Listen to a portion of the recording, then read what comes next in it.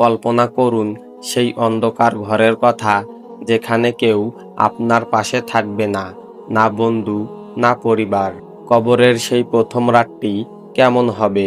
ভয়াবহ আযাব নাকি জান্নাতের শীতল বাতাস?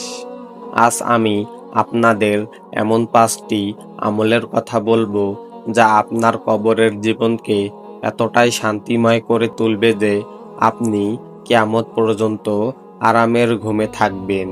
এর মধ্যে 4 নম্বর আমলটি আমরা প্রায় সবাই ভুলে যাই, অথচ সেটিই হতে পারে আপনার মুক্তির সবচেয়ে বড় চাবিকাঠি।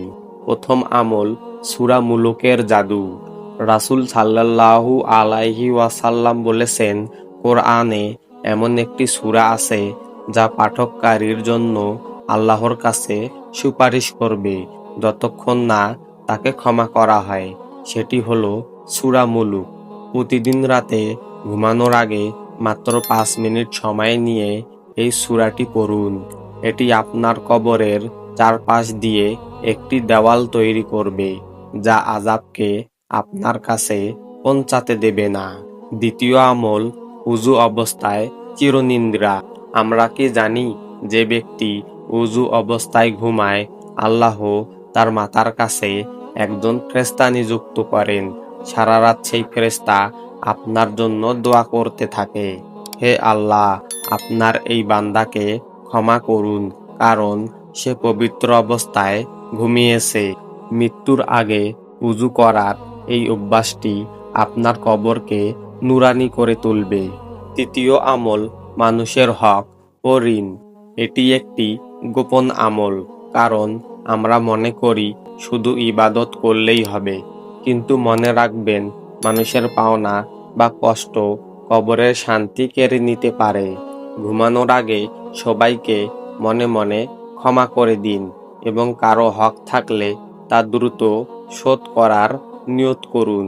এই পরিষ্কার অন্তর আপনাকে কবরের চাপ থেকে রক্ষা করবে।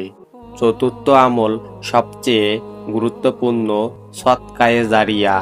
এটি সেই আমল যা আপনি মরে গেলেও আপনার কবরে সব পাঠাতে থাকবে। এমন একটি গাছ লাগানো, একটি কুরআন উপহার দেওয়া বা কোনো জ্ঞানমূলক ভিডিও শেয়ার করা, যা থেকে মানুষ শিখছে। আপনার মৃত্যুর পর কবরে যখন আযাব আসতে চাইবে, আপনার এই সদকাগুলো ঢাল হয়ে দাঁড়াবে। পঞ্চম আমল, রাতের শেষ প্রহরের তওবা। দিন শেষে যখন পৃথিবী শান্ত থাকে, তখন নিজের গুনাহের কথা মনে করে মাত্র 2 ফোঁটা চোখের পানি ফেলুন। আল্লাহর কাছে বলুন, হে আল্লাহ, আমাকে কবরের আযাব থেকে বাঁচান। এই চোখের পানি কবরের আগুন নেভাতে যথেষ্ট।